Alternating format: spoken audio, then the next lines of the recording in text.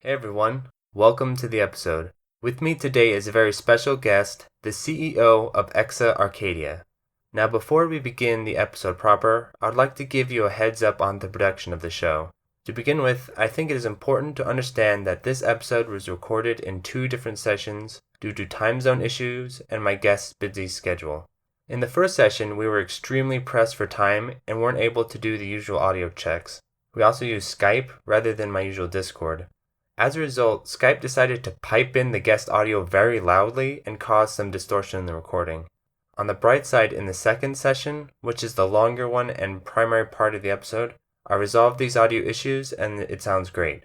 So what I've decided to do is go full Tarantino and begin the episode with the second session and then finish it off with the first. Now I've done everything I can to repair the first session's audio so it isn't unbearable, but it obviously isn't up to the show's usual standards.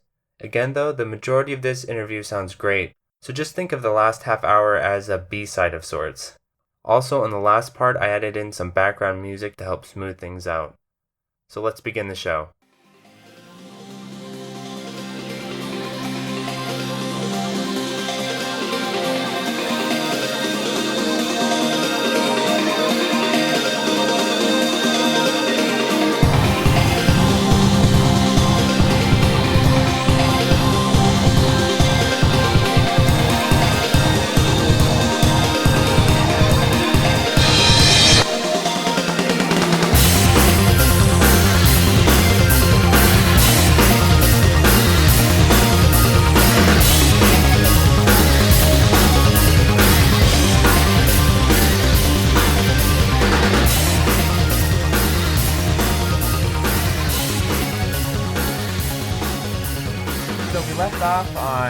I was just asking you about the feasibility of maybe getting a home version of the EXA at some point in the future.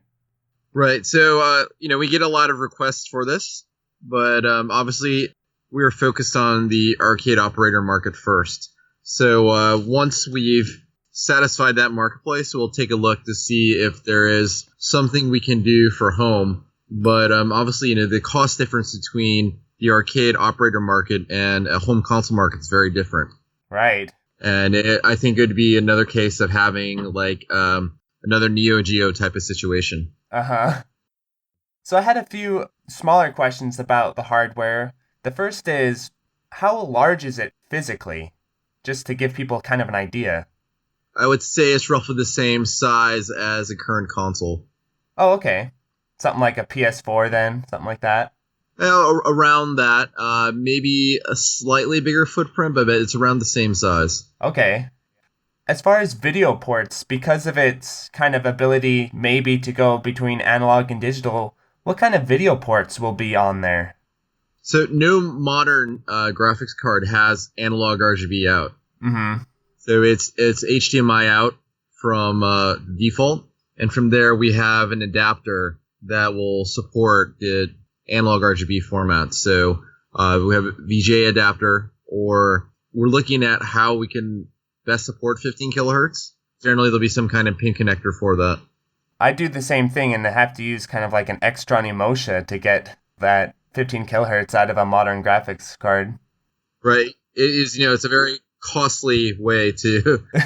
Absolutely. And, I said it in the last session, but it's also... very difficult when you take a full HD game, yeah, and then you're scaling it down to 15 kilohertz. Right. So small compared to where it was before. I mean, so that's a very, very difficult part of designing games, right? To work with every single resolution. Yeah, and I think certain games look much better in 15 kilohertz than others. If you take a more graphically intense game like, I don't know, Tekken 7 and put that in 15 kilohertz, it looks a little bit silly, but... Yeah, it just modern games aren't made for that. Yeah. Obviously, when you look at older games from the 90s, I mean, those are made for that resolution. Yeah. So, we're going to try to make everyone happy, but we also need to be realistic in that these are games that are made in 2018. Yeah. I bet the shmups, though, like Akata Blue and stuff, will look great in that resolution. I've talked quite a bit with Tunnel Shimas on Octoblue and making it work for 4x3 and in 480p. there is a lot of concern from their side that basically everything would be scrunched down and just not work. And they actually are going the extra mile and remaking the whole UI in both 16 by 9 and 4 by 3. Yeah. So that everyone gets a good experience out of it. But not every developer can do that. Right. Yeah, and that's interesting because shmups usually tend to stick to their own resolution no matter if it's 4 by 3 or 16 by 9. So, yeah, like you say with the UI and stuff, that might be tricky to compress down and move around. I mean, as you can imagine, if you play shooters, that if you change the orientation from 4 by 3 to 16 by 9 or vice versa, it can radically change the game. Yeah. Yeah, I mean, absolutely. it can actually break the game. So it's a very large issue, and it's not something that developers can do very easily. Right. And so when you guys were kind of in your early stages of putting together the EXA hardware, what were the things that you guys were most focused on as essential? Basically, working with existing arcade cabinets is number one. Okay. And, we talked about that in Japan and China. It's very different in having the JVS standard. Well, if you look at the US, you have a lot of CRT cabinets running JAMA. Yeah. Right. So having compatibility with all of these different types of cabinets that are out there. And so you have the kind of connection standard, you have the monitors, then you also look at the kind of controls, right? Yes. And where you have modern consoles where they have analog dual sticks as kind of a standard default now. Well, that's not true in arcades, right? You have digital joysticks and digital buttons, and that's it. Yeah. So I imagine, like you say, it sounds like the EXA is going to be able to support a large variety of games. So you guys are going to need to be able to support all those different control methods. I mean, we're not going to support analog controls out of the box. I mean, it just simply doesn't work in the arcade. Okay. Those parts don't exist. If we were going to create a custom control panel with analog controls, that's just more cost for the arcades, and very few people would buy into that. I could definitely see that.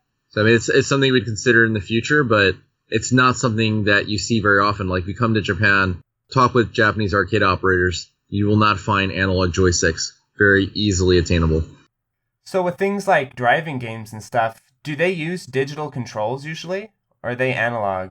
There's different styles. It's mostly analog. Okay. But again, we wouldn't be looking at that until next year. Oh, okay.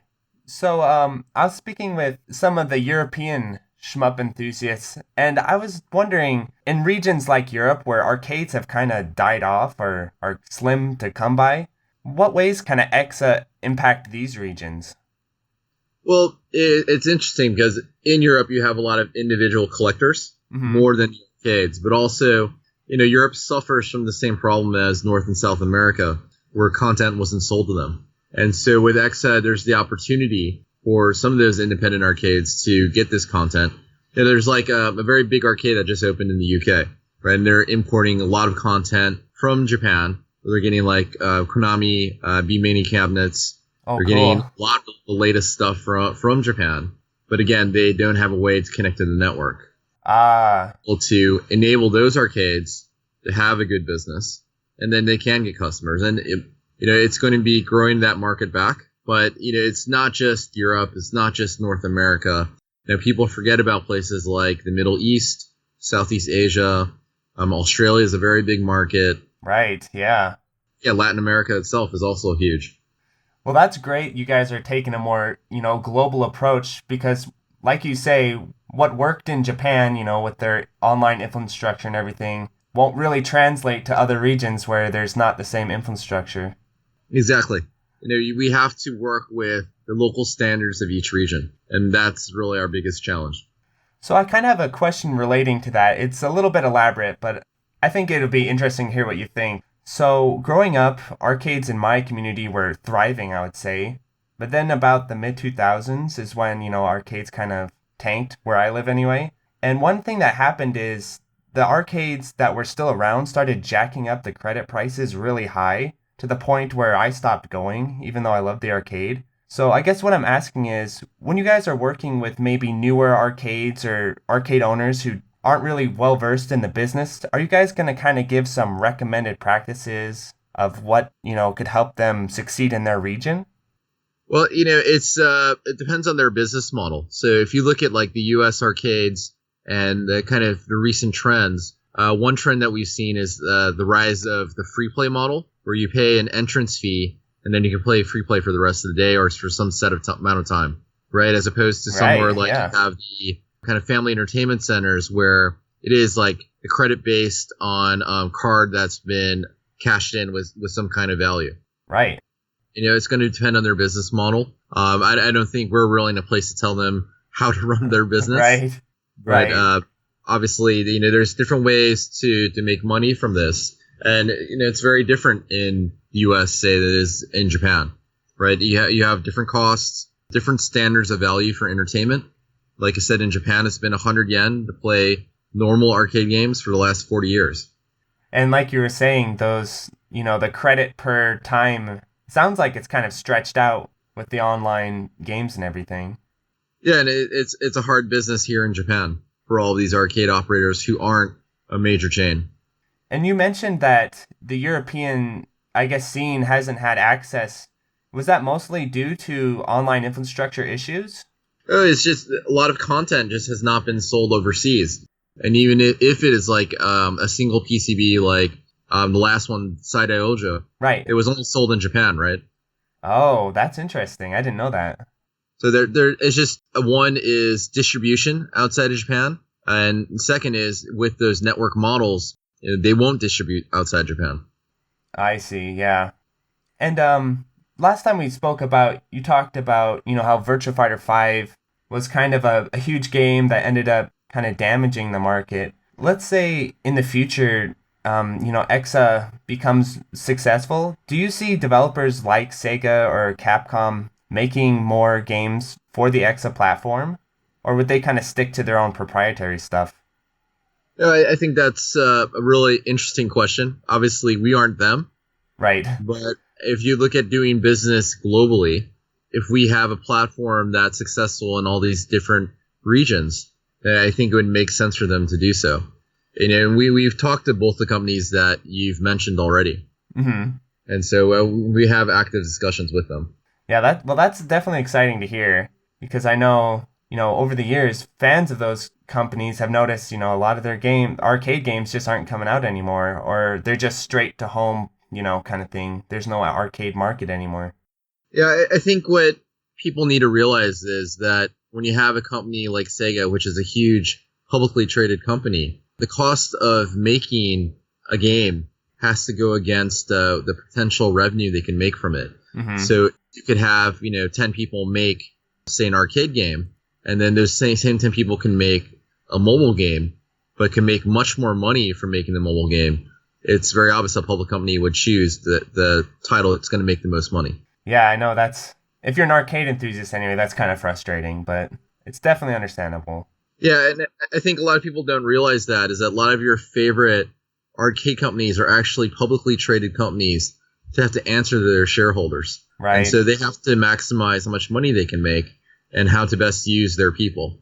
And unfortunately, in cases, it's not arcade games. Right.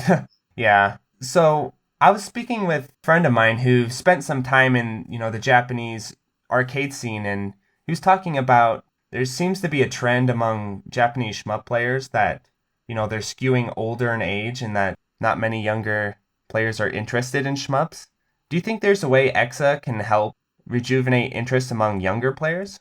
Yeah, and I think part of it is teaching younger players. So there is a bit of a ramp, right, to really understand shooting games.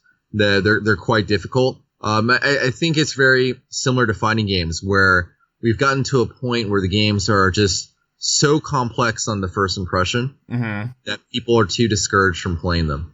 Right. Like, yeah. I'll give you an example. If you look at the character select screen for Tekken Tag 2, you need a microscope to see who all the characters are. Oh yeah, no kidding. Right, and that's a big turnoff to someone who's just started to play the game or the genre. It's like, okay, this is too complicated for me. And I think with these kind of hardcore genres like fighters and shooters, they've become basically too hardcore for normal people to access them. And so that's really up to the creators to find a way to let everyone enjoy these type of games and then learn how to play them at a competitive level and then really enjoy that, right? It's not like just look at professional sports, right? Not everyone can become a professional sports player. Right, absolutely. Yet you have people who can casually enjoy it. And I think that's what's missing at the moment is really how do you teach the more casual players to really enjoy this genre? Yeah, that's part of focus of this podcast actually is just, yeah, I've noticed that same trend. And one trend go ahead.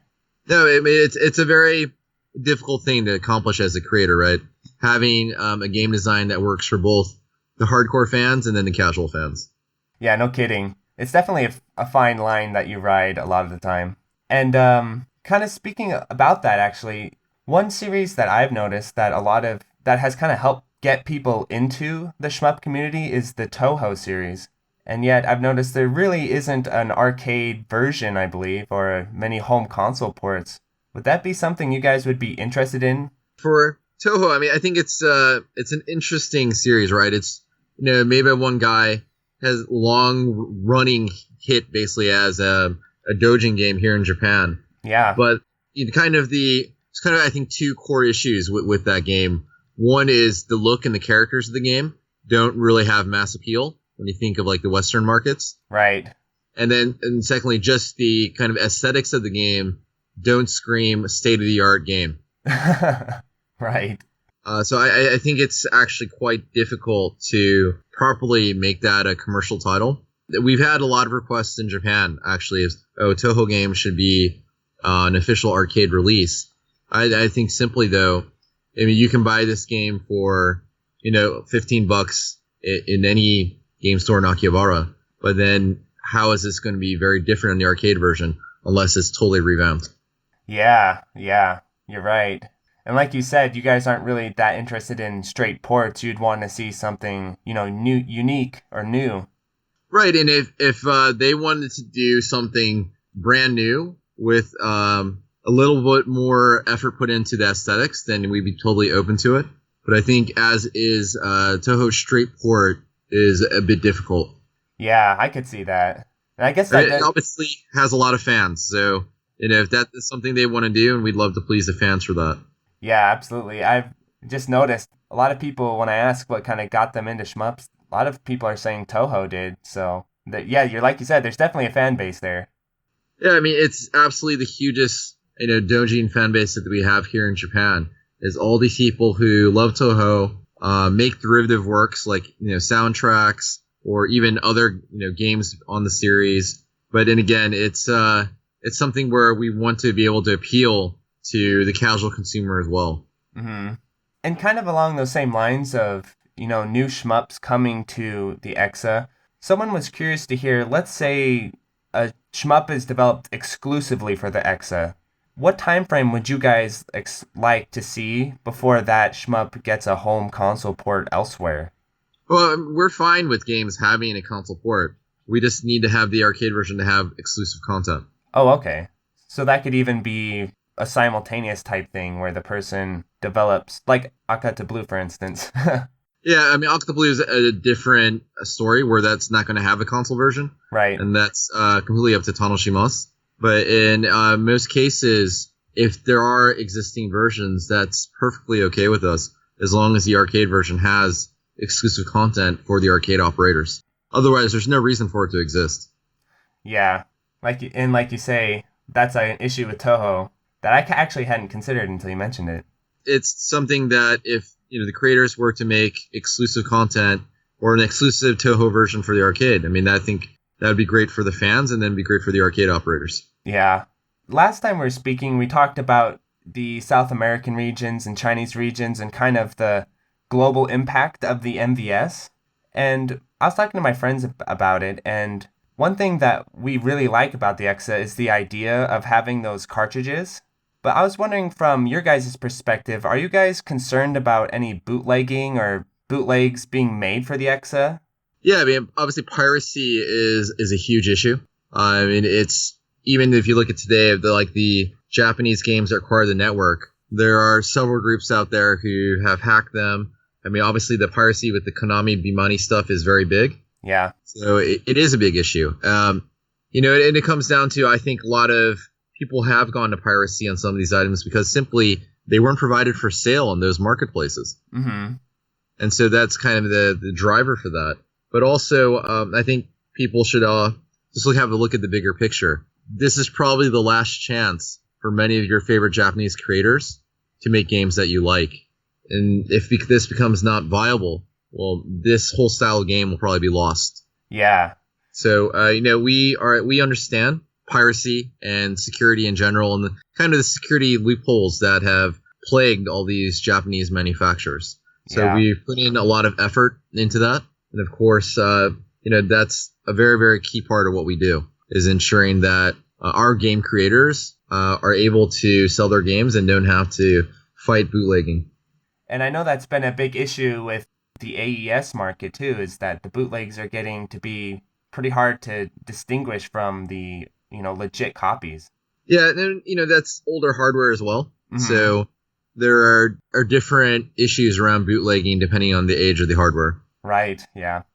As far as the private collectors are concerned, I bet they're curious to hear, when they purchase a cartridge for the EXA, does it come with kind of some extras like maybe, some manuals and packaging, or is it kind of just, you get the cartridge and that's what you get kind of thing?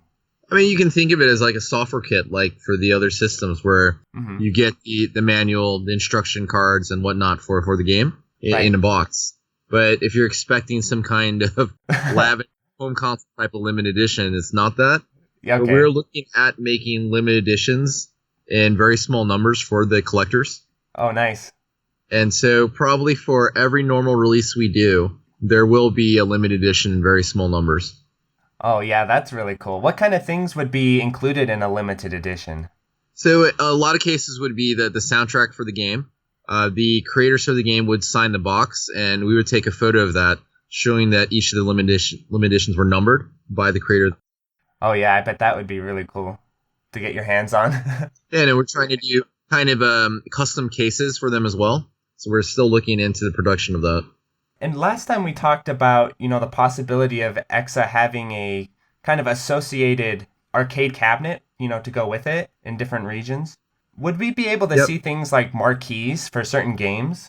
It's something that we discuss a lot because if you look at like the LCD cabinets in Japan, so the main three that you have is the Taito Vuelich series, you have Sega's Lindbergh cabinets, and then Namco's Noirs. They actually have different sizes for the instructions. Oh. So there's no universal size at the moment, unlike the CRT cabinets. Right. And so it's a bit of a pain right now to try to print something for any of these. So we're just trying to look at our options here. What's the best thing to do? Mm-hmm.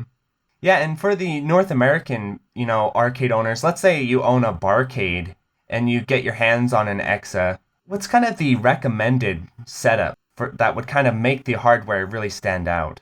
Well, I think it's similar to a Neo Geo, where if you have one cabinet with 4 different games inside of it, you're going to be able to maximize your revenue. Okay. And so, we support horizontal and vertical orientations. So with like vertical games, if you had 4 separate vertical games in a vertical cabinet, you're able to maximize your revenue across the 4 different titles. And let's say there's a situation where the arcade owner, for some reason, decides to, have vertical games and horizontal games on the same EXA. Is it able to do the different orientations on a monitor? So will it know, okay, this monitor is horizontal, so it's going to put it in vertical mode and crop it and all that? Yeah, so for our developer guidelines, vertical games have to be playable in horizontal mode. Okay. So if you had a horizontal setup, you could just change it in the test mode settings to play correctly in horizontal. Oh, okay. So for vertical cabinets, though, we don't have a regulation to have horizontal games play in vertical. I mean, it just doesn't make sense. Right. That's funny. So I'm curious to hear from an arcade owner's perspective, when they get the game, are there like, the old school dip switch kind of things where they can go in there and change different settings for the game and maybe change the difficulty or the extends and things like that? Yeah, I mean, those are all in the operator menu settings, but Okay. It's dependent on each game, right? So the developer would have to provide those. Oh, okay. So it's just a game by game type thing. Yeah. Yep. Well, that's awesome. One question I had is when you've been kind of promoting the EXA and doing your marketing, have you run into any kind of misconceptions about the hardware that you'd like to have cleared up? I mean, we haven't really officially announced too much information about that intentionally as we develop the platform. So I don't think there's really any misconception about what we're doing. There's just a lot of things that still need to be announced. Oh, okay. And when you mentioned last time you actually went out and spoke with arcade owners and kind of got their opinions on what they would like to see, in the hardware. What was the most requested thing arcade owners were saying? From like a hardware feature or software? Either or maybe both. Well, it also depends on the region. I think in Japan, the number one requested thing was please don't take revenue share from coins. Yeah, I could see that. That's probably the thing we hear the most here in Japan. Hmm. And you mentioned you went to South America. What were their thoughts? Oh, please just sell us product. Oh, okay. Did you have any? I know there's been issues in the past with like import tariffs in South America. Is that affecting the EXA too, or is that its own thing? I mean, it's funny you mentioned this. It's not so much South America that's giving the issue. It's the U.S. at the moment with the Trump tariffs. Oh, Because of wow. Trump's tariffs on China, they're basically raising the price of what we do 25%. So Americans may end up paying more because of Trump. Wow. How about Canadians? I'm close to Canada. Yeah, Canada is not a problem. It's Okay. really Trump trade war with China. And Okay. so trying to circumvent that. But, most computer parts today are not made in the U.S. A lot of them are made in China. Yeah. And where we're trying to figure out what's the best path going forward for that. But in South America, it's really Brazil, which has more of a import issue. But we have a local company that we're working with there. Oh, that's awesome. And you mentioned China and the Chinese market, how it's kind of exploding. How is their reception with the exit been? Have you had a lot of interest? We've had interest more on the kind of the professional and distribution level, also from big developers and publishers. We haven't really gone full in on marketing to the Chinese market, and there's a few reasons for that. One, we need to have full localization of Oh, everything yeah. Chinese, and then that's not only like each game, but also for the hardware itself, and then working with a local company and distributing the platform itself too. And China is a very special market, and we understand that. Yeah, and just in general, what would you say has been a kind of hidden challenge that a lot of, fans of the hardware that are eagerly awaiting it kind of wouldn't expect you guys to have to deal with? No, there there are so many challenges. Oh, Yeah, there's just so many different things that we have to do. I think maybe one thing that the fans don't realize is that there's competition out there, oh, and really? competition are not very happy with how we've come into the marketplace basically out of nowhere to pretty much challenge them. Oh, yeah, I've heard about stuff like that with the Japanese arcade scene and stuff. I mean, it's just I think any industry in general, when you have a new challenger come into your industry, it becomes very competitive, and we've had let's say some unsavory business practices from some of our rivals. Yeah, I could see that happening for sure. And you just mentioned it's really cool to hear that the EXA kind of came out of nowhere.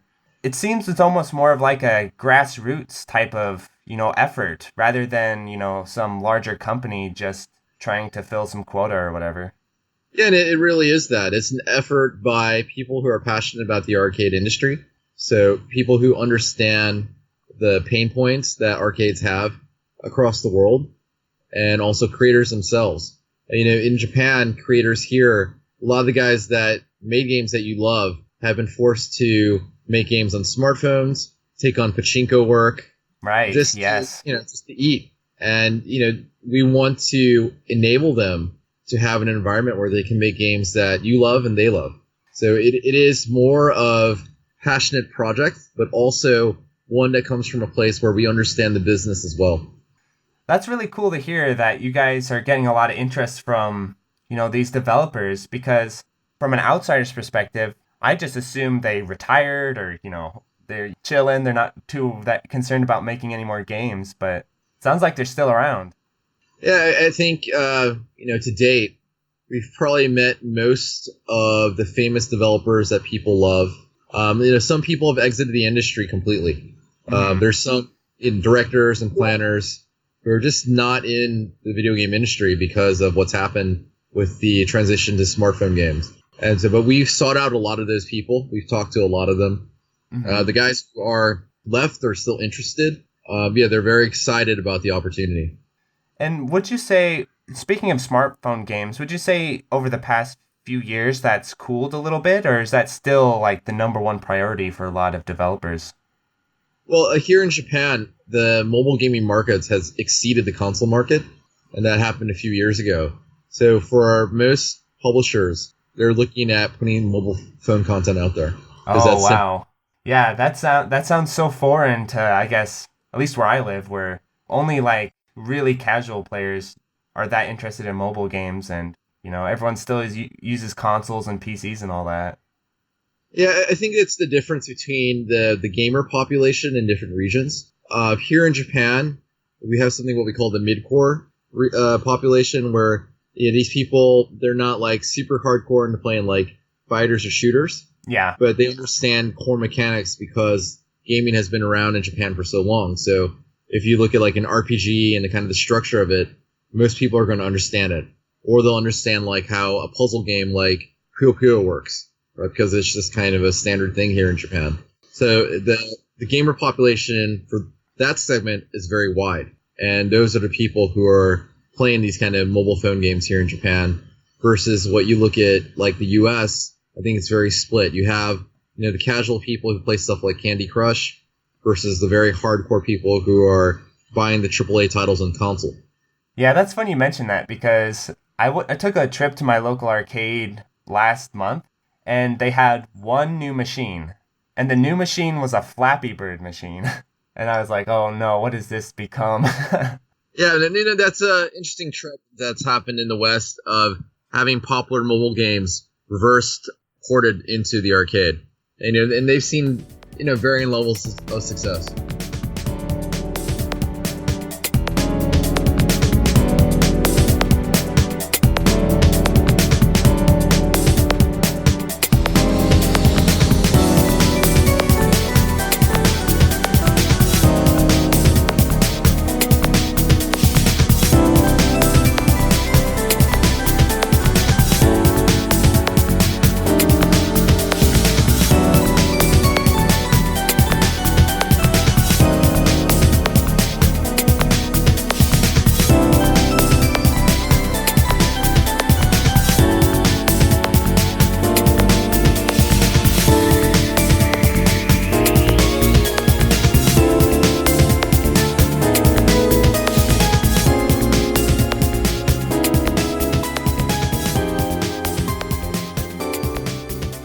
Talking about the general trends with the arcade market, around 2009 and stuff, we saw a huge resurgence in the fighting game scene, like massive. And one thing I've been talking about with my fellow Shmup players is that possible for the Shmup community if there's more interest in the arcades? Yeah, so I think when you look back at the resurgence of fighters, right? Because in the 2000s it was stagnant for a while, right? Capcom had out a new title for a while, and the FGC were playing, MVC2 or Third Strike, and then suddenly, Street Fighter 4 hit the scene. And that was kind of a catalyst for, I would say, more casual players to come back. Because Street Fighter itself is kind of the established title, right? And people all remembered it. So it had the element of nostalgia, and also the game itself seemed to play like the old game, although there are more mechanics to it that made it a different game. Right? And I think that's what led to that. And the problem that happened with fighting games again was that a lot of different creators started working on very niche projects. So if you look at like the all-girl type of fighting games like Arcana Heart, right? What they call, I guess, anime fighting games in the US, like with Melty Blood, they become more and more hardcore, targeting only a very small segment. And so it's just a self-fulfilling prophecy that these games have a small audience. Yeah. And when you look at the overall like fighting game audience out there, it's just segregating, right? Oh, I'm an anime player, or I'm just, all girl game fighter player. Yes, I've heard that. That's very frustrating. Yeah, so there has to be more titles that appeal on a broader scale. And so, I mentioned it in the last session that we've been offered a lot of different fighting games, and I've declined a lot of them because of that. And it's same thing goes for shooting games, is that, we have a lot of developers who want to make shooters with us, and that includes some of the most famous developers in Japan.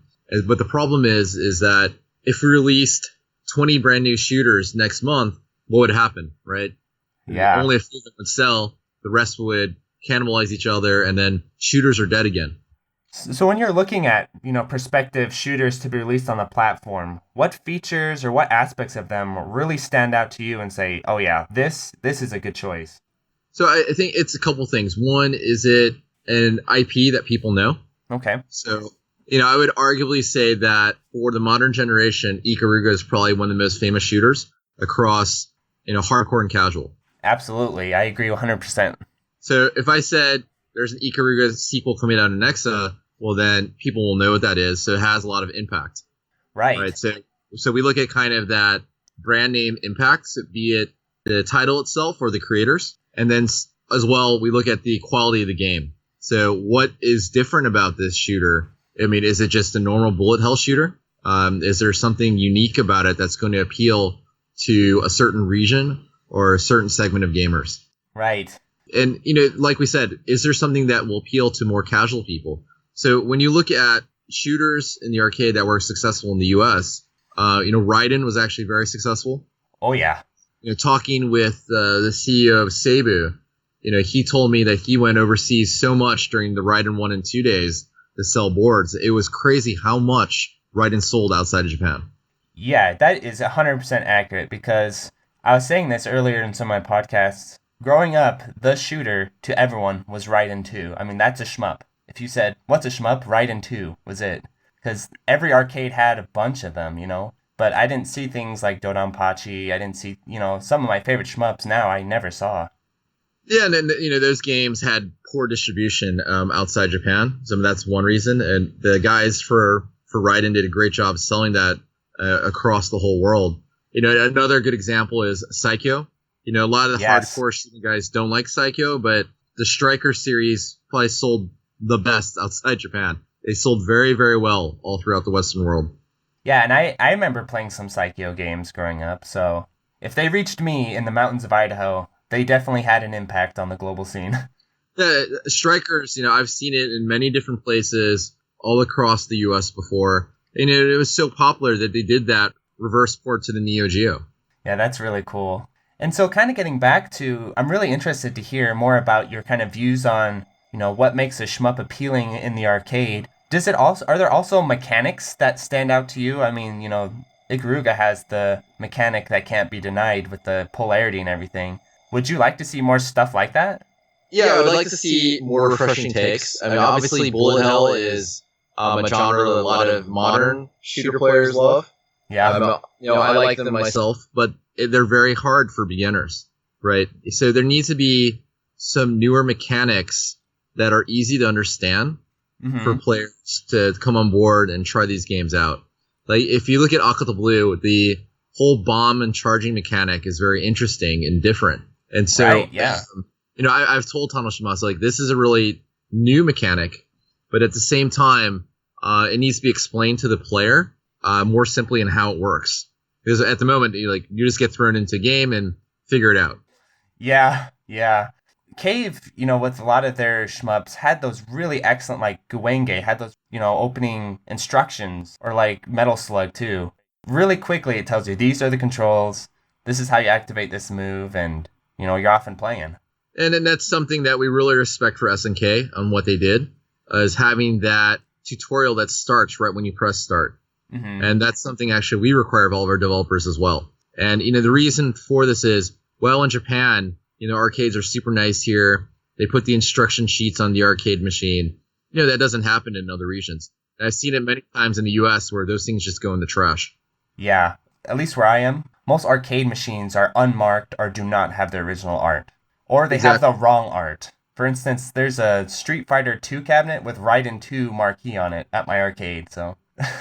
Yeah, I mean, it's a common occurrence, and when I went down to South America, I saw the same thing where you had super generic cabinets. So if you have a game with complicated game mechanics, how are you ever going to tell a brand new consumer how to play this game?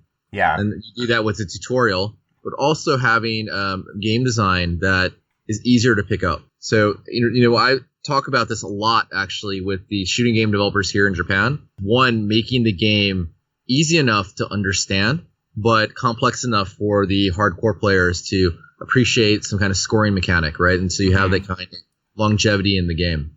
I want to hear your thoughts on something I think Cave with their loop system did something really interesting where, for hardcore players, the first loop is easy to survive but hard to chain. And then the second loop is hard to survive but easier to chain.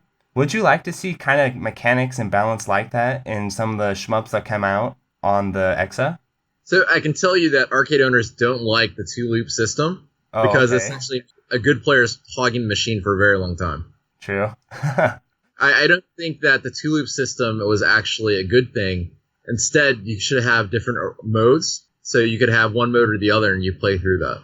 Oh, is that why SDOJ doesn't have two loops? Was that kind of more of an arcade thing than anything else? I think that's probably one of the reasons why they added that. And one of the other things they added in that game was a 60-second free play mode. Oh, yeah. I've heard about that. You can start the game for 60 seconds, and that's purely to try to get people to try to play the game. So that was their attempt at, okay, it's free, just try it out. But again, I think the system itself, it's still Dononpachi. It's still a game, so it's not exactly the right solution there. I think it comes down to the design of the game, and then you asked me the other thing that we talk with developers is the look of the game. Mm-hmm. A lot of games are just too anime looking. They look too much like they have little girls, they're too cute. Yeah. And we tell the developers, this is not what's going to sell your game abroad. If your game is too cute, we can't actually sell it. Are there certain regions where different aesthetics are preferred? Like you say in the US, especially where I live, that probably won't fly in my local arcade. Yeah, and I know a lot of hardcore fans don't want to hear it, but if you have something like Toho or anything that's very moe, as we say in Japanese, it just don't sell well or resonate well with people in the West unless you're already a fan of that genre. Right? So if went to Dave & Buster's and you saw Parodius there, guessing not many people are going to play it or understand it. And that extends to the fighting games where you have something like Mortal Kombat versus Melty Blood. I'm thinking most of the people, their clientele, will play Mortal Kombat. So it comes down to each region, right? Where here in Asia, they're more accepting of an all-girl fighting game. So we could do something, but that limits the developer themselves on what they can sell. Because you're looking again at a global market, not just Japan. Yeah, and we're just not looking at just collectors. I'm a collector myself. I buy arcade games, but in a sense that this is a very niche market, right? If we just appeal to these people. Kind of going back to things you'd like to see in the arcade versions. What about the idle screen, where no one's playing the game, but the game's kind of demoing? Do you have any thoughts on what you like to see as far as their demo screens? Well, we have several things planned around that are not announced yet. So there will be normal demos, the track demos that the developer has, but we have some original ideas around that we will announce at probably around the end of the year. Okay, awesome. Say that no other manufacturer is going to do what we're going to do, and they'll likely copy it. Well, they'll try to. Yeah, well, I feel like there's a lot of potential with demo screens because they're like free advertisement to play the game and when you're in the arcade. So I could definitely see their importance. Yeah, there's definitely something we're going to do there. And that kind of links to the other services we'll provide. And earlier we were talking a little bit about SDOJ, and you mentioned that even though it had that free play, the game was just so brutal, newer players would get whooped anyway. With games that are coming to the EXA, let's say a really hard shmup comes out, do you want to see a novice arranged mode or a normal difficulty arranged mode and stuff like that? Well, so, we're not going to force that on the developer. That's really solely up to them. We will just give them the guidance on, hey, you might want to think about the whole marketplace and how you're going to sell to them. Yeah. So it's entirely up to them. I'm more pro on making a game that can be playable by more people. It's funny, it's occurred to me yesterday, I was playing the novice mode of SDOJ, and that's still really hard. And so sometimes I wonder if maybe that was poorly chosen wording, because no one wants to play a mode called novice. So maybe a different naming for those types of arranged modes rather than novice. What do you think? Well, I think in SDOJ's case that the developers there can probably give you some more context around what happened with the development of that game. But I know, but it's not my place to talk about it. Oh, okay. But I think as far as an easy mode, I mean, that's what games have done for a long time, right? They've added easy modes that don't allow you to play the whole game, but you can try out the game to a certain amount of levels, and it's way easier. Yeah. That's one way to go about it, which is very simple for the developers to implement. Absolutely. Are there any other features or arcade-specific issues with people trying to get shmups on the EXA platform that we probably wouldn't really think about? Well, I think for guys who haven't developed for the arcade before, it's really designing the game for arcade use, like we talked about. There's certain KPIs that arcade owners want to see, like average play per credit of being around 3 to 5 minutes. So really trying to kill the player is, I think, a very different mentality than what you see on home systems, where you kind of slowly ramp up the player to the difficulty. Yeah. And then, they're able to play on the first try for like 15, 20 minutes, and then they die at some point. Where in the arcade, like, you immediately need to kill the player, and they must feel like they weren't ripped off. That's a tricky balance, right? Because you get the cheap death kind of thing where basically, unless you already know it's coming, you're dead anyway, kind of thing. Right. So, having a fair death, having a fair gameplay system is very important. That design, I think, is very, very challenging for developers who have never done that before. Have there been instances where you've been looking at a game and you really liked it, but it just seems too easy? Maybe an indie game that they showed and you're like, well, this is great, but it's just too forgiving or too handholdy for the player. Yeah, I mean, we've had that many times, actually. Oh, okay. Where I said, like, hey, on my first try, I played this game for 45 minutes. Oh, wow. Well, I do think I'm better than an average player. I'm not like one of the super players, right? Mm-hmm. So if I'm able to do, my first try, 45-minute playthrough, that's not a good thing, right? And so that would require significant adjustments to the game. Yeah. And have you met indie developers who are kind of willing to do that? Yeah, a lot of, all the ones we're working with have made those adjustments in some way. And they're different, right? Because they understand it in a different way. Maybe the games are designed differently. Yeah, that's absolutely right. And you were mentioning earlier about, aesthetics that could appeal to a more global perspective, not just Death Smile style stuff. What kind of aesthetics do you think really work and would really attract you as the EXA Arcadia team?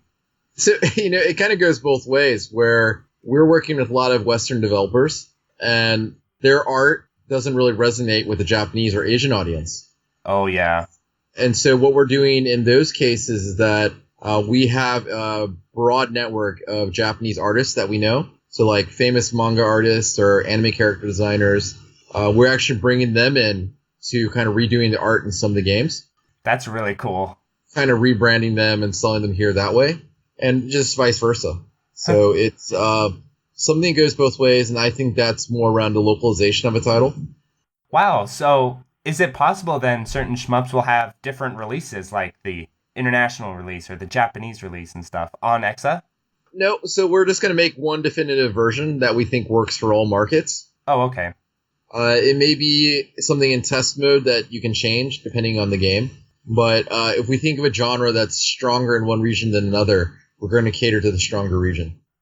And do you guys have any interest in, I know you mentioned trying to avoid more niche type of styles, but let's say there's a game series that's really, really popular in one region, but just that one region. Would you still be interested in it? Yeah, we would, as long as that region has an arcade market to sell to. Oh, okay.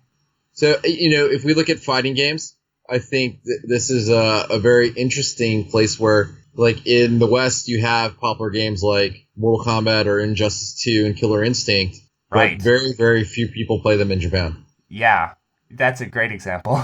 So, I mean, is it because, the art style, the gameplay, or how the game is marketed? I think, those are all factors. hmm But we would even try selling those games in Japan to see how the market would look at it. Kind of along those same lines, I've heard a lot that it's very difficult for, American games to appeal to a Japanese audience. Would you say that is an issue too, as far as the games you look at? I think the mentality of Western games in Japan has changed a lot Oh, okay. in my time looking at games here, where, since the last generation with the PS3 and 360, that Japanese developers haven't been able to keep up technically very well, like on hmm the graphics side. And, AAA games from the West, like GTA or Assassin's Creed, Red Dead Revolve, those games have come here and people have now accepted them as games to play rather than saying that, hey, all Western games are shit. Wow, so that is a big shift, huh?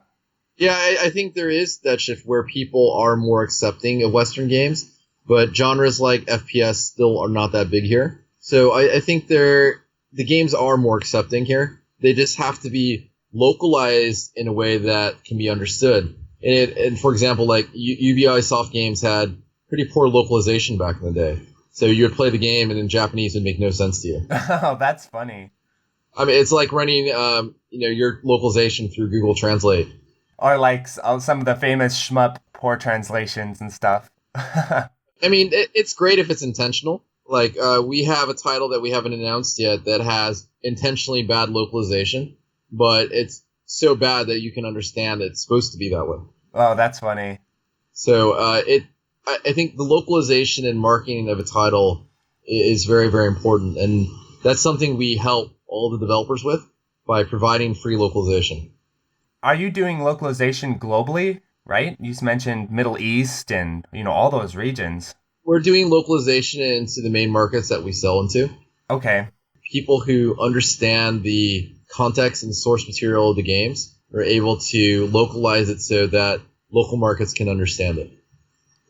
With the Middle East, for instance, I don't know a lot about that market. Are there certain issues with video games that you guys have run up to, like cultural issues, where maybe certain things that are totally accepted by Japanese and Western audiences would like offend them or bother them? Have you run into that? Well, it also goes into the U.S. market as well when you have different standards of violence and nudity. Yeah. Yeah, so we have a game at the moment that is slightly horror themed, and there is nudity that's acceptable by Asian standards, but probably not by U.S. standards. Looking at as well. Yeah, and that's interesting in an arcade perspective, right? Because arcades are public machines. Well, they're privately owned, but they're accessible to the public. So is that a little bit different? Do you guys have to be a little more strict with what content you see because it's an arcade, or not really? Uh, there's several aspects to that question. So one is, yeah, we have to be aware of who we're selling to. So say we had a game with some nudity in it, but it's going to go to like a family fun center in the U.S. Right. Oh, God. It should be equipped with an option to have that nudity removed, right? So we just need to be aware of that. And, we guide the developers on that to say like, hey, if you keep the content at this level, you're going to limit who you can sell to. Yeah. Have you had any issues like, I don't know, pushback from developers who say, they don't want to ruin the integrity of their game or whatever? No, we haven't. Like, we just had reasonable discussions with them. We had one developer where we had to change the design of a couple things just to avoid potential infringement of IP in different Oh, regions. yeah. And they were able to do that. So that's great for them to really just understand in different regions, different designs or different words have different meanings. And so we just need to cater to that. You mentioned earlier that you have like manga artists that you guys are working with and stuff. Are there certain team members that are part of the EXA team that someone from the outside would never expect to be part of an arcade team?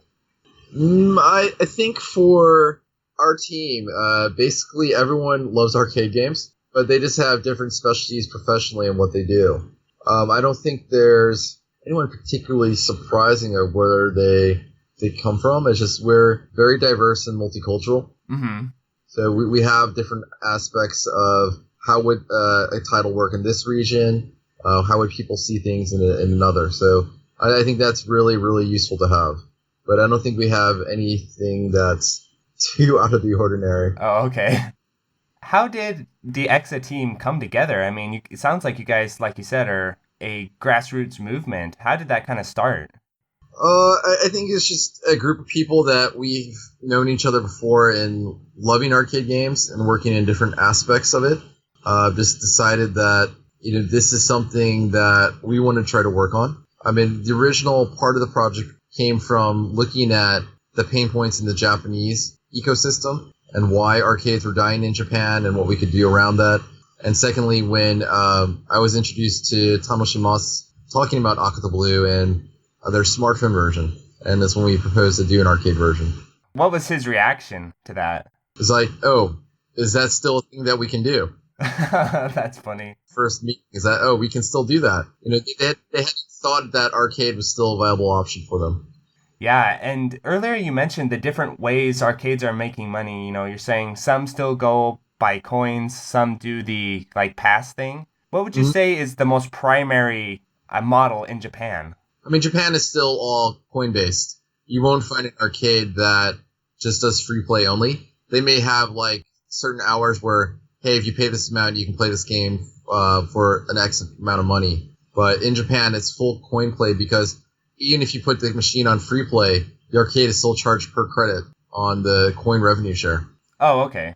So that's still the main way. What's terrible is, say today you're going to do a tournament for a fighting game, and all these people are going to play. Every credit that's not it's going to be put in the machine, but every time they press start, the arcade has to pay that money to the manufacturer. Wow, I didn't know that. Yeah, so there's a lot of problems around this ecosystem for arcade owners and for players themselves that don't understand it. I've always wondered why in Japan there aren't more arcade-style tournaments, but that makes sense if they're having to pay every time someone plays. Yeah, imagine every time you have a tournament, person press start and you have to give them 30 cents to the manufacturer. Wow. Even though it's on free play. Does Third Strike not have that issue, right? Because I've seen the famous Third Strike Cooperation Cup. They play on cabinets. Right, and because they play on the old CPS3 version rather than the version. That's really cool. So that's going back to that revenue sharing thing you're saying earlier, right? About every time someone plays, you have to pay a credit fee back to, I guess, the developer? It's the manufacturer of the hardware. So okay. If it's Eska, it's Taito. If it's All.net, it's Sega. If it's a Namco title, it goes to Namco. So with the EXA, if the EXA becomes more accepted and arcades start to use those for their fighting games, we might be able to see more arcade-style tournaments like in the past then.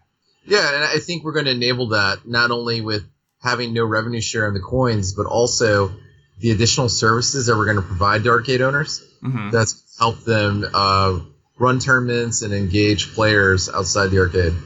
Right, because I feel like, at least in my local scene, whenever there's a tournament, I mean, activity for the game goes up tremendously rather than if there's no tournament, people just kind of play it whenever and kind of the popularity falls off.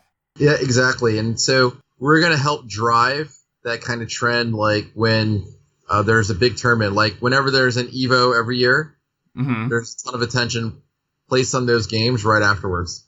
Yeah, exactly. So we have different ways of how we're implementing this, and I can't wait to actually announce these and see how the competitors look at it. So for the people out there, myself included, that are really excited to see the EXA, what's kind of the timeline we can kind of expect as far as, it landing on North American shores or, getting its release? Well, we're going to have our first public showing in North America at California Arcade Extreme at the end of July.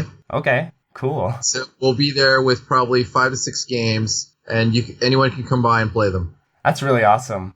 And so we'll also be doing a couple of talk panels. One panel on kind of the things we talked about in this podcast about the problems in the Japanese arcade ecosystem, how we're going to solve it, and another talk that's going to be done by Ikeda-san, who's the owner of Mikado, one of the biggest independent arcades in Tokyo, about how you run a successful arcade. Yeah, that would be really cool. I'm definitely looking forward to that. Yeah, well, we're going to try to have both of those sessions streamed live on Twitch, so we'll see what we can do. That's awesome. And you said 6 games will be playable? 5? How many? 5 to 6 games. We're trying to arrange everything at the moment, so we're kind of all hands on deck and getting everything ready. Well, that's really cool. That's going to be our showing in North America. In Europe, we had 2 showings earlier in the year. Mm-hmm. One at Fightcade Offline and one at Stunfest. And I think beyond this, we might have a showing at Evo. Oh, wow. But after that, we're going to all hunker down and focus on the production of the system and then eventual launch later this year. That's really cool. So it sounds like it's coming out. When you say launch later this year, is that like the full-on launch? Oh, it's going to be the product launch, and we're going to aim for sometime within the year. It really depends on a lot of things around manufacturing, taxes. Like having the Trump tariff come out of basically nowhere has really negatively impacted timelines. Oh, come on. That sucks. Yeah, I mean, I think people may not like hearing that, but the honest truth for business is this is going to happen because something is made in China, and now it's going to cost you 25% more unless we can figure out how to make it somewhere else. Yeah, and normally I don't really care about politics and stuff, but when they get in the way of my arcade machines, that pisses me off, so... It's just going to impact everyone, and I assume that it's going to be across multiple industries, not just us. Well, at least for us in North America, Canada's not too far away, right? Yeah, so if you can write that'd be great. We're going to do what we can to avoid that. But it's a very real problem, and we wanted to be very transparent around that. Is that just an issue for newer hardware developers? Or would that affect everyone like Sony and not Microsoft, but Sony it's going maybe? To affect any manufacturer that's producing stuff in China, which is probably all those guys. But, given Sony and Microsoft are such huge companies and companies like Apple, they have facilities all across the world. So I'm sure, they'll be able to shift production somewhere, but we're not the size of those companies. Yeah, no kidding. Well, I'd really like to thank you for coming on. I've had a blast, and I think I've learned a lot about the EXA that really gets me excited. Yeah, thanks for having us, especially at all the different times. Hoping that a lot of people can come out and see us at CAX later this month. Mm-hmm. And looking forward to the launch later this year and working with arcade owners and collectors everywhere. I mean, really, this is a project for the arcade, and yes. It's first and foremost to bring arcades back. So that is our sole focus. And then down the line, if there really is demand for a home version, of course we would look into it. Yeah. And I think it's cool to hear that you guys aren't just bringing them back, but you're bringing them back in a way that, gamers can really appreciate, where you're not gouging owners or, all that stuff. So it's all meant to bring the ecosystem back to where it was, to create some balance, where the arcade owners are able to operate a business and have games that people want to play. Well, awesome, man. Thanks so much for coming on. Yeah, it's great being on, and hopefully you'll have a chance yourself to try the title soon. Yeah, no kidding. I'm going to do my best. All right. Well, you have a good night. You too, man. All right. Bye.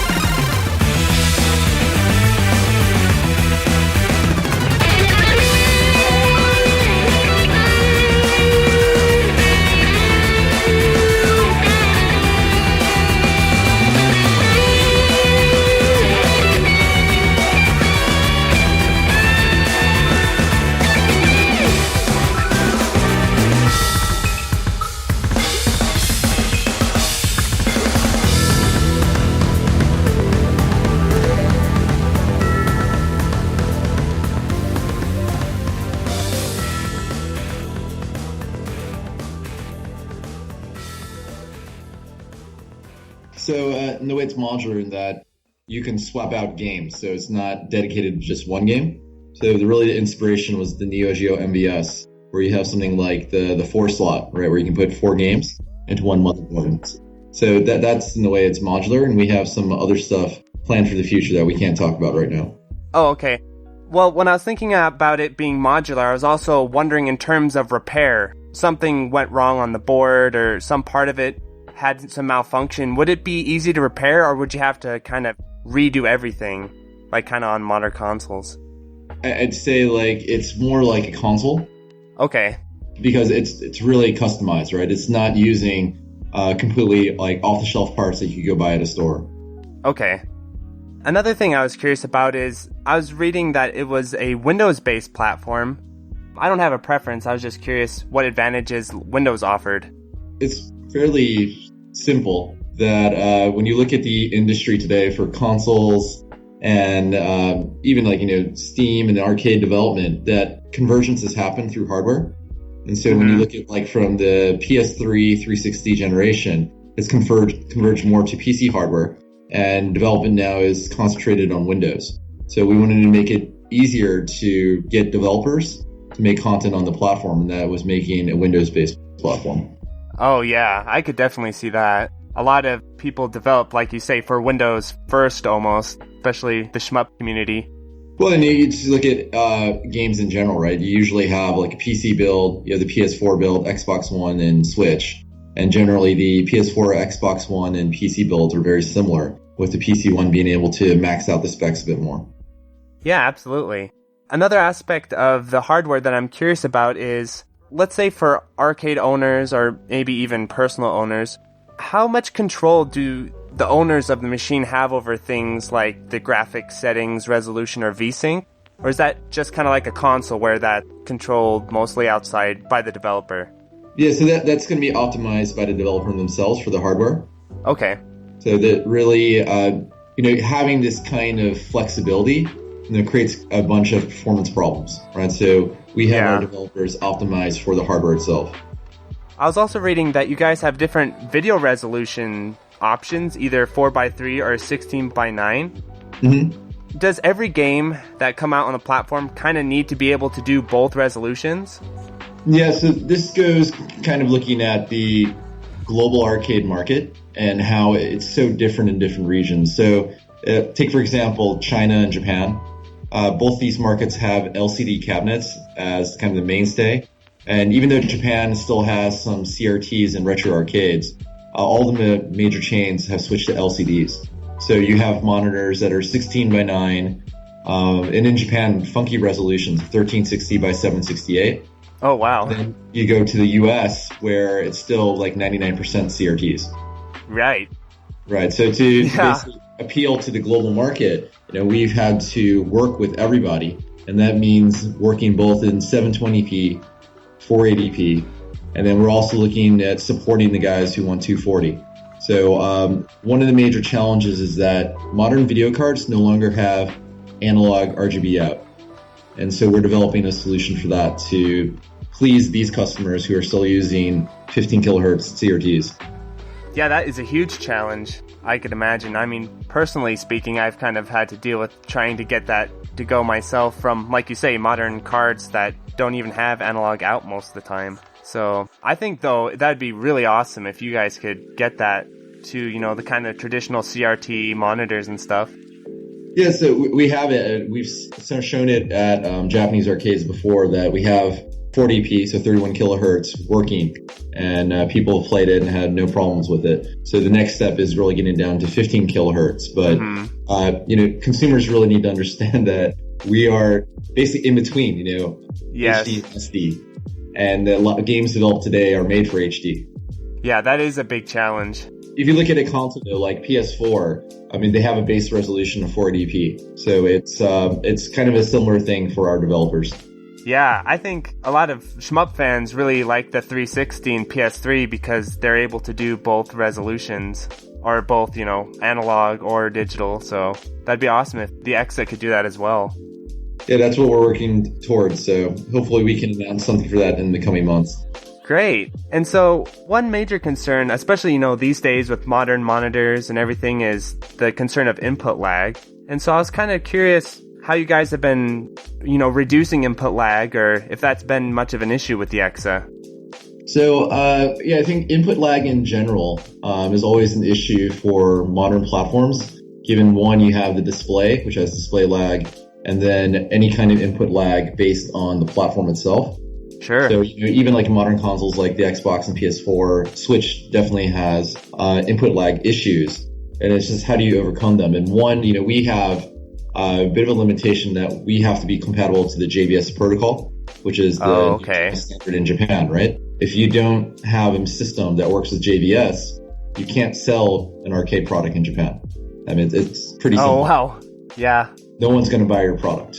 And kind of similarly, if you look at JAMA product, Saidai was the last single arcade PCB that was sold in Japan, and that was in 2012. And I can tell you, Saidai actually wasn't that popular because it was JAMA. And then big arcades like Round One, Eon Mall, these guys in Japan actually wouldn't buy the game because they didn't have cabinets to put it in. They've moved past JAMA then completely. Yeah, they're past JAMA. They're pure JVS cabinets now.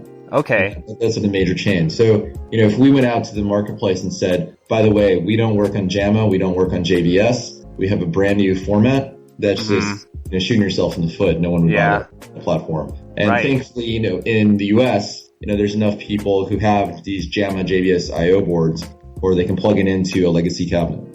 Yeah, so will the EXA have both JVS and JAMA?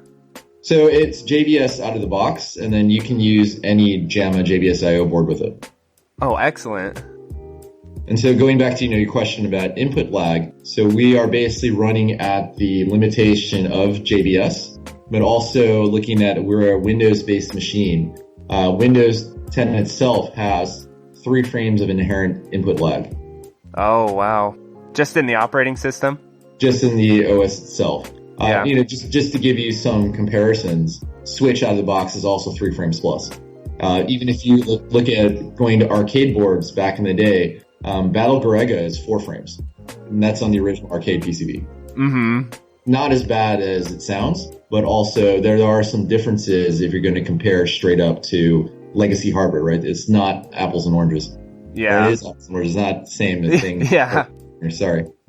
So have there been any ways that you guys have been able to get that lag down as far as the JVS inputs, or is it just it is what it is kind of thing? Yeah, so we've done what we can. It's definitely faster than any of the other manufacturers that put on the market. So what Sega has done, the Naomi platform is actually very well known for input lag in Japan. Oh, okay. So we've gone past what they're able to do on the Naomi platform. Based on any Sega platform with JBS, we've already gone beyond what they can do. Same with Taito. I mean, if you look at like Taito and Konami, they've actually abandoned the JVS format to try to make their own IO boards to make things faster. But at the same time, they made things very costly for their operators. Sure. Yeah, because like you said, operators want something that works with their existing, setups and everything.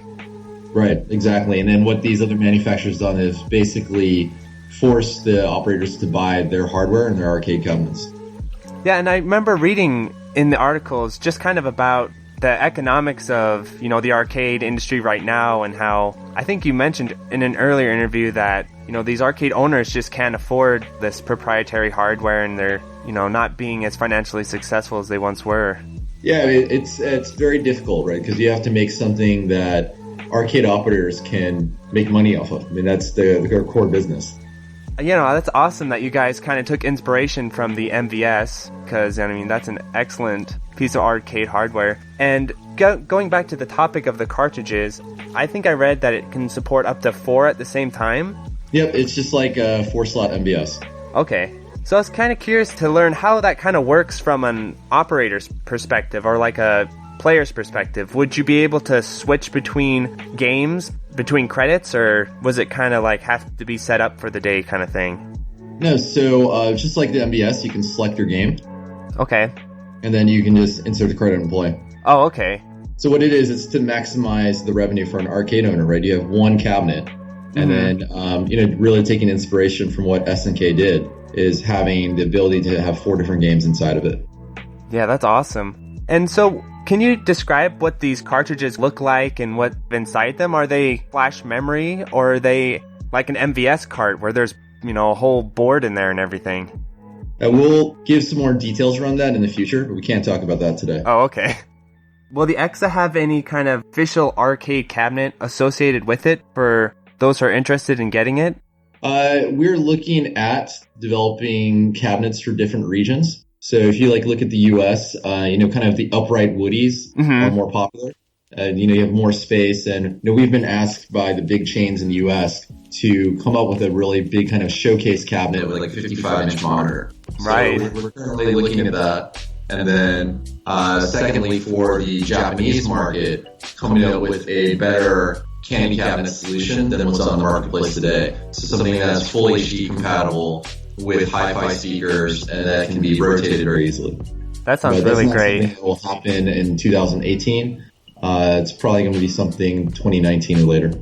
Yeah, I imagine that could take quite a bit of time, getting all that together. I was also reading that the EXA will have some online features. Will there be things like online leaderboards or even maybe an online replay system or something like that? Yeah, so out of the box, EXA doesn't require online connectivity. And this is really due to, if you look at third world countries or countries where have poor infrastructure, you can't really require it, right? Mm-hmm. So while we are able to patch using the network, in the future, we will add additional optional online services. So all the things that you mentioned are things that are currently in development, and we'll be announcing that either later this year or early next year. That's really exciting to hear. So it does have online features. So for things like maybe fighting games and stuff, would there be types of features where maybe you could play against someone else via online who's also using an EXA cabinet? Yeah, we're not putting online play as one of the online features, simply because looking at what's happened in the Japanese industry, where you had several games who had enabled online play. At the end of the day, it's actually kind of a detriment to the arcade owners themselves. So one, arcade owners are looking at how much money they can make off of a game. And if you look at the online matching time it takes for a game like Tekken or Street Fighter, it eats into the average play time per coin. Oh, yeah. Definitely. All the loading and syncing and all that. Exactly. So, I think we timed a Tekken 7 match when it was matching online, and it was something like 7 minutes plus, which is not acceptable for most arcades. Yeah. So we're not looking at that kind of functionality, but more of the functionality like you've mentioned of high score ranking globally, things like streaming, replay saving, having a card system, and we'll go into it more later, but a completely kind of new way to engage with arcades and gamers throughout the whole world, even when you're not in the arcade. I'd really like to hear about, a card system, because I remember some of my favorite arcade games had, card systems, and it was, kind of fun to have that. Yeah, we have a fully developed card system, actually, that is NFC based and works with smartphones and with the cabinet itself. We'll talk more about it in the future. I wanted to ask, at a hardware level, what separates the EXA Arcadia from, the other arcade options out there right now? I think spec-wise, we have the highest spec machine on the market. Looking at all the machines that have come to date, we've seen everything under Taito, Namco, and Sega. We think we're the highest spec one currently. Oh, that's really exciting. So it's higher spec than the current consoles. Speaking of consoles and I guess the home market, a lot of people in the Shmup community are curious to hear about the process of, let's say an indie game or something wants to have an arcade version with EXA. What are kind of the requirements you guys are looking at? Basically, if it's a good game. Okay. So the core of it is we don't care if it's one person who made a game or it's a AAA company who made the game. At the end of the day, it has to be a good game, and we have to believe that somewhere in the world that people want to buy this game. That's what it basically comes down to. Yeah. Would you typically expect to see maybe, let's say they had a shmup, would they make kind of an exclusive arranged mode for the arcade version? Would you guys be interested in something like that? Yeah, so that's actually a base requirement for the platform. We don't accept just basic ports. There needs to be exclusive content that's only on the EXA platform, and it needs to be significant in some way. Okay. We actually had a number of game proposals come our way that we've refused because they wouldn't have any kind of exclusive content for us. And then on the kind of shmup genre itself, unfortunately, we have a ton of shmup projects. So currently, it would have to be something that really stands out for us to pick it up. I mean, I think I said at Stunfest, we have enough shmups to last for like the next 3 years. On the EXA platform? Yeah. Okay. Yeah. Literally, like every Japanese developer we talk to wants to make a shooter. Oh, well, that's exciting for the shmup fans to hear, because that's kind of our hope, is that the EXA inspires some excitement among developers to start making more shmups and, getting them out there. Yeah, definitely. We're an open platform, so it's not just like Japanese developers. I know we have developers in South America, North America, Europe, all over the place, actually. We were just working with a developer in Korea very recently. So it's really open to anyone who makes a good game. There's good games don't know any prejudice. Right. So we would like to really work with anyone who really wants to make an arcade game work throughout the whole world, and also really understanding arcade game design, right? It's not the same as a mobile game. It's not the same as a console game or Steam game. Right, yeah, totally. There are definitely optimizations needed for the arcade. Yeah, and I think many audience members would agree that, especially these days, a lot of us miss that arcade mentality behind a game of, you're instantly playing, you're not waiting around, usually high intensity type gameplay. So I know we're very excited about that. It's a very interesting point because, we work with a lot of the kind of old school guys here in Japan. And these guys are in their 50s and 60s, and they remember the heyday and how to optimize for the arcade. But conversely, we also have a lot of indie guys in the West who grew up playing those games, but they design games for the console or Steam mindset, where you have something like a 30-minute tutorial, or maybe the ramp up of the game isn't as quick as it should be for the arcade. So really educating developers on how to make for the arcade market has been an interesting experience. Yeah, I bet. So going back to, I guess, the beginning of the EXA Arcadia project, I'm curious to hear what kind of inspired you guys to put this together. It's kind of a combination of things. Was one, just looking at the arcade market, so something that our team really loves, and just seeing it deteriorate even in Japan, which is considered the mecca of the world for arcades. Really seeing what the cause of this decline in arcades was. So, in the US, you hear that, arcades are dead. Yeah. But actually, month on month, arcades are growing in population in the US. But here in Japan, since about 2009-10, arcades have been in decline. And I've discussed with a number of arcade owners here in Japan, what was the catalyst of this? And it was something that I've talked about previously in other interviews, is how the Japanese arcade business works these days is very different to what most people know. And the main problem is, back in the day, say I'm Toaplan, I've made a shooter, and then Taito, they distributed it, they published my game, sold it to arcade owners, and then, a consumer comes in the arcade and plays the game. So it's really simple that Taito sold the game, and then they have a revenue share with the creators who are Toaplan, right? Based on how much they sell.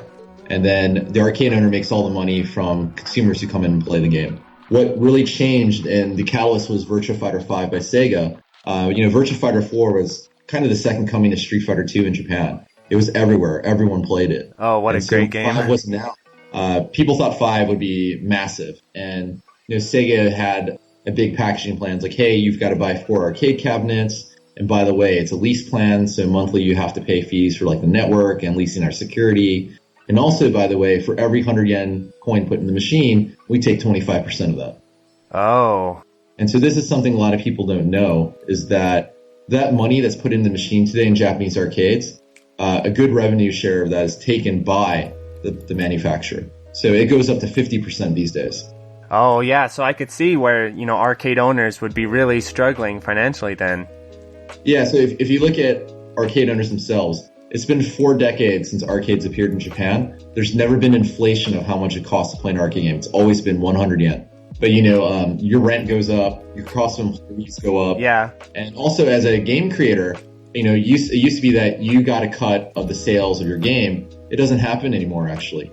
The manufacturers only give you a cut from the revenue share of coins put in the machine. So there's a huge risk as a game creator of, taking 6 to 12 months to make a game and not knowing if you're going to make any money. Yeah. And so all of this has led to the decline of the arcade. So basically, the arcade owners have gotten squeezed, and so have the creators. And so it's just a self-fulfilling prophecy of destroying the arcade. And so once, Sega did that with Virtua Fighter 5, and I'd argue that Virtua Fighter 5 was a flop over its lifetime. Many indie arcades in Japan closed because of it.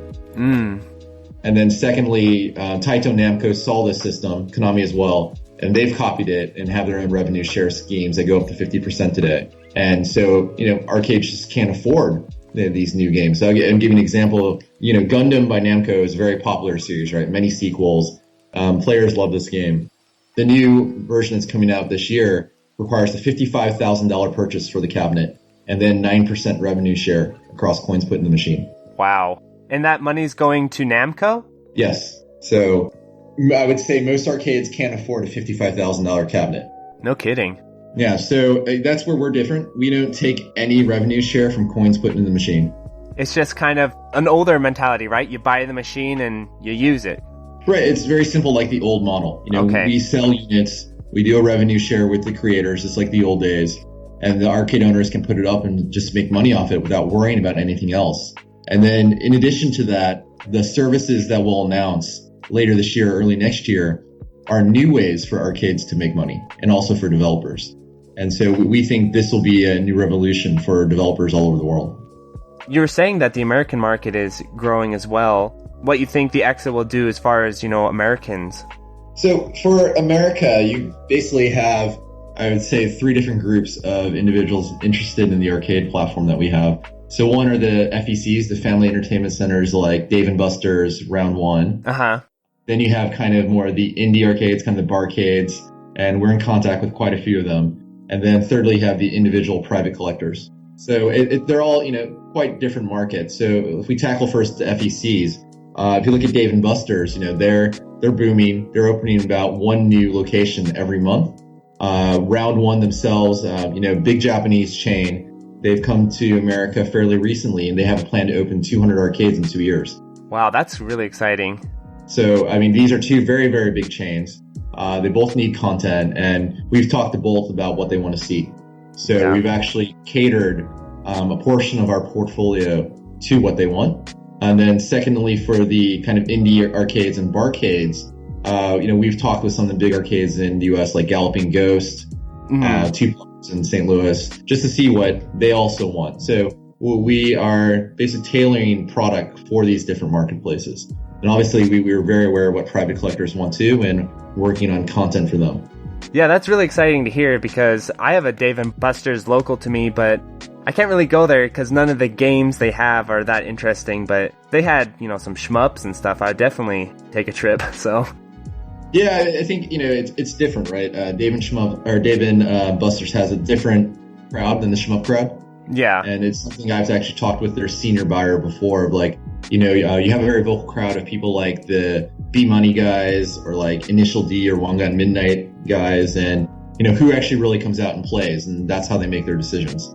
So it also comes down to also optimizing the game content to work in that environment. And that's something that we're committed to.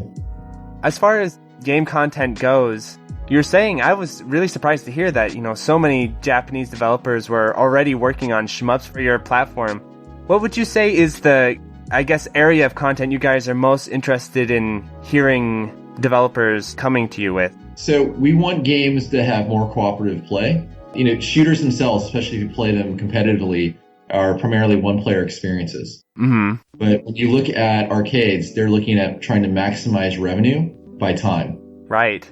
And so, we just talked about Dave & Buster's. What they're looking at is for like every coin put in the machine, what's the most we can make? And so, you've been to Dave & Buster's. They have a bunch of driving games, gun shooting games, and whatnot. And, with a game like Daytona, you can have 8 people play at the same time, and within 3 minutes, game over. Yeah, right? So no kidding. You had 8 people play simultaneously versus, like, say you had a fighting game, and we just said, like, Tekken 7 is, like, 6-7 minutes to play a match, right? Mm-hmm. So you already doubled the game time of a Daytona. And you know how a fighting game works, right? Winner stays, loser pays. Yeah, absolutely. So effectively, only one person is paid versus over 7 minutes. While on Daytona, you could have had 16 people pay. Have you had any interest in light gun games? I know that maybe that would be more difficult with, modern monitors and stuff like that, but... Yeah, we've had a couple people come to us with light gun games and also driving games, and that's something we're looking at a solution for next year. Oh, okay. So as far as your project goes, what would you say has been the biggest hurdle for the EXA team to this point? There's been various things, right? Right. Making basically a new system from the ground up has been quite challenging. I think we're particularly fortunate that we have a team that really understands arcade, but it's just in general working with the different requirements worldwide. So like we said, like CRTs versus LCDs. Oh, yeah. Expectations in the marketplace. So selling something in Japan, is very different from selling something in the US. Mm-hmm. We have a very multicultural team. So we have different perspectives on how local markets work. But I think that's the number one challenge, is making a product that fits in every marketplace. And so for you, as a creator of this hardware, what aspect of it are you the most personally excited about? Really just to bring arcades back is something that I think can still be a very interesting segment. Like if you look at China, arcades are actually exponentially growing month on month. It's actually really, really crazy. And then even the big mobile game developers in China are all putting a ton of money into arcade right now. And it's just something that people outside of China just don't see. Yeah, no kidding. I mean, there's some crazy stuff going on in the Chinese market that we can't talk about because of NDAs, but we know that, let's just say very, very big titles are coming to the arcade in China, which should have a very big impact on the market in China and in Asia. Yeah, I've heard that. I don't know about China, like you said, but I've heard about, arcades in some other Asian countries, like Korea and stuff, have kind of been almost replaced by computer cafes and stuff like that. Yeah, well, if you look at kind of the gaming history of like China or Korea, I mean, PC has been kind of the main source of gaming culture. Right. But at the same time, and this is really a testament to how successful SNK was, Neo Geo games are particularly popular in Chinese territories, especially the KOF series. Yeah, I've heard that. So if you go to an arcade today in China, you'll see all the KOFs there still. Yeah, I think that's true of South America too, right? Yeah, and in Latin America, KOF and Neo Geo in particular are very popular. We took a trip in January to Mexico and South America to visit arcade operators and see what the local landscape was like. And I've asked all of them, if you could have anything you want, what would you like to see? And basically, they went over Neo Geo titles. We'd like to have these type of games. Speaking of, I guess, Neo Geo and older games, one thing I was thinking about is, I know not right now, but maybe in the future, would maybe the EXA be an opportunity for, game preservation where, let's say there's some rare arcade games that you want people to be able to play, but the original PCBs are just too expensive or not easy to get your hands on. Would you guys be interested in something like that? That's something that's kind of a market problem that we look to tackle. Actually, we've had several chats about this where if you look at kind of the used PCB market where certain game is extremely expensive at the moment and there's pent-up demand for it, or in a case where the PCBs themselves, the individual parts are going to start to fail over the next decade. Yeah. And it's something definitely we chatted about, like I think in Stunfest as well, when we had the on-stage interview with M2 and Tamashi Masa, we talked about that there's definitely some interest there, but also understanding that the hardware is so different, right? And when you look at something like Cave's Feveron, that used double frame buffer on the arcade PCB, so 2 frames of lag, versus, we already have inherently 3 frames of lag with Windows. Right, yeah, and there's something you, like you said, probably can never maybe get an exact one-to-one replica of the original because of the hardware differences. So we would want to, make something accurate, but in a case like that, I'm sure that the original fans wouldn't be happy that, there's some kind of additional lag. Yeah. You mentioned earlier that, the EXA is more of like a console experience for the owners, right? So they're not going to have access to like the operating system or anything like that, or would they? No, okay. They wouldn't. So it's basically, we would make it very simple, a plug-and-play machine. Okay. So it sounds like the MVS was a huge inspiration. Do you personally have a lot of, attachment to SNK and the MVS? I'm a big fan of the Neo Geo. I have probably every single cart and MVS in a complete kit myself. We looked at just globally when you had a modular system. There's been many like the MVS, CPS2, Taito F3, the Type X. We looked at who had a really good working model that worked internationally, and I would say by and far wide at SNK with the Neo Geo MVS crushed the competition. I could definitely agree with that. So, just looking at what worked previously, there's so many things that SNK worked on, not only from the hardware perspective, but how they implemented their software, like regulations and like guidelines and developing for their platform that still hold true today. And that's why, we've talked a lot about the Neo Geo. We're really good friends with SNK today. So it's a really good relationship we have with them. And we just want to bring this back to the whole world. And as you know, right, many Japanese manufacturers no longer sell out of Japan. So like Sega and Taito, they have their online platforms, all.net, plus multi, the Nesca. These platforms aren't available outside Japan. So these latest games that have come out on these platforms aren't available to arcade owners outside Japan. Oh, yeah. I remember that being a big issue with the Tekken community with Tekken 7. Everyone was so jealous for all those years that they had Tekken 7 and the rest of the world didn't, basically. There's probably more around Tekken 7 because Tekken 7 was sold in Korea. Right. It was mainly because Tekken 7 couldn't perform to U.S. standards, is why U.S. players didn't get it. Oh, okay. So there's more story around that. Okay, general, sure. Yeah. I'll give you an example like Street Fighter 4, right? Very big community in FGC. It's the kind of the main game of EVO. Right. They had Street Fighter 4, Super Street Fighter 4, then Ultra. Ultra was never sold outside Japan. Right. Yeah, I remember that being a issue. So many kinds of different issues there, and we're looking to solve that by providing this content to anyone who wants it anywhere in the world. So if you look at like Latin America, like we were just talking about, SNK and Capcom pulled out of this market 10 to 15 years ago, and no one's been selling to them. Yeah, you're right. I actually interviewed an arcade enthusiast in Latin America, and he said, it's all MVS, basically. Yeah, that's amazing. It's like even a person on the street has got a KOF MVS card. Yeah. Just talking about the MVS, and I know that a lot of private owners would be interested to hear, maybe not now, but in the future, would there ever be kind of an AES version of the EXA Arcadia? We get asked about this quite a bit, actually. Oh, really?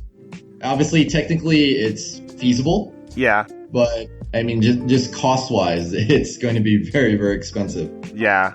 But, it's something, if people really want this, we'll look at it. But, EXA's main focus at the moment is for arcade owners. Yeah. And to bring back the arcade industry. Obviously, we're happy to sell to private individuals if they want to purchase, and we're not going to block that in any way. But at the end of the day, we're here for the arcades themselves. Because if the arcades themselves don't come back, these developers aren't going to make content anymore. Yeah. And, we're at a place in Japan now where, I alluded to earlier, the guys that made our favorite games are now in their 50s and 60s. And this is kind of the last chance to make the games that we love and also pass down this knowledge to a new generation. And if this isn't done, then this will be lost. Right. And I think you guys know that Japan today is a very different marketplace than it was before, where smartphone games kind of rule. Yeah. And then kind of creators and all these smartphone game companies actually don't know how to make a real game. Yeah, I know a lot of people in the Shmup community, myself included, have been kind of, we get there's special Shmups that just come out like AKA Akata Blue, it's on a smartphone. It's kind of funny. Unfortunately, I've got to go to my next meet. I'm already 20 minutes late. Hey, no worries. Thanks so much for coming on. Yeah, we can continue again if you want at a different time. That would be awesome. Sure. If you could just send a message, our marketing guy will get back to you with some times. Awesome. Yeah, that sounds great. Sorry, and apologies for the short notice and being tardy to the call. No worries. Okay, I'll talk to you later, Mark. Thank you. Talk to you later. Okay, bye-bye. Bye.